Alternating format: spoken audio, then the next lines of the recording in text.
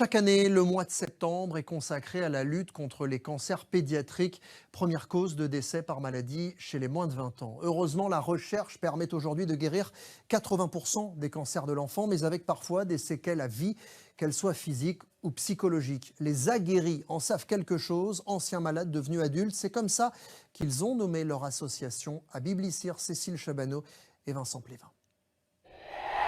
Cécile avait 16 ans quand on lui a diagnostiqué un cancer de la hanche. Depuis, elle a guéri, fait sa vie, est devenue mère, mais elle a gardé des séquelles.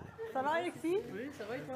Et le besoin de se retrouver avec d'autres personnes ayant affronté des cancers pédiatriques, tous sont membres des aguerris. On a tous vécu la même chose, on est tous passés par la case cancer pédiatrique. On parle de tout, de la maladie, mais librement en fait, il n'y a pas de barrière. Ce qui n'est pas forcément le cas, forcément y compris dans nos familles. C'est le cas pour Cécile. Sa relation avec sa petite sœur reste marquée par ces mois d'hospitalisation. C'est peut-être elle qui a le plus souffert parce que moi j'avais ma mère avec moi, elle de son côté elle était avec mon père et j'ai mobilisé beaucoup ma mère. Ma petite sœur, elle a toujours été très présente, elle l'est encore et des années après, parler de la maladie avec elle c'est pas possible parce que c'est pas possible, c'est trop lui demander. Les aguerris, c'est plus qu'un groupe de parole. C'est aussi un lieu d'information sur les consultations de long terme. Un dispositif lancé en 2012 à Gustave-Roussy. Cécile et Alexis, un autre aguerri, reviennent souvent consulter un oncopédiatre. Plus de 80% des enfants qui vont guérir de leur cancer.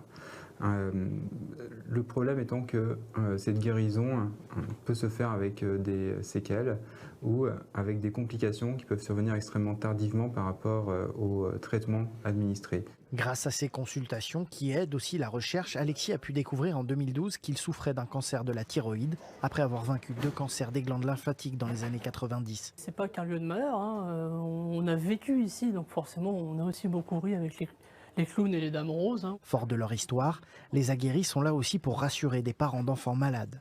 C'est quelque part une famille. Et, Oui c'est une famille. Ouais. C'est une famille qui lâche pas et voilà, c'est notre force. Comme Inès, mère de Mia, 14 mois en voie de guérison d'un cancer du système nerveux. Il ne faut pas baisser les bras, il faut continuer.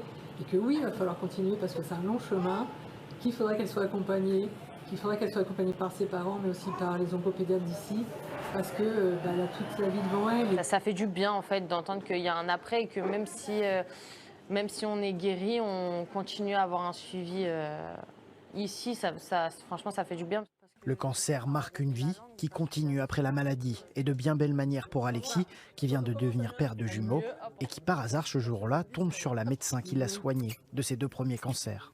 Ils sont trop choupis, c'est super. Pourtant après 2 petits jumeaux. Voilà. Ils sont trop mignons. Ils doivent t'occuper. Ça prend du temps, mais je leur donne le temps que j'ai pas eu. Ah, c'est bien, c'est super. Tourner le dos au passé sans l'oublier juste pour avancer, voilà la leçon et le mantra des aguerris.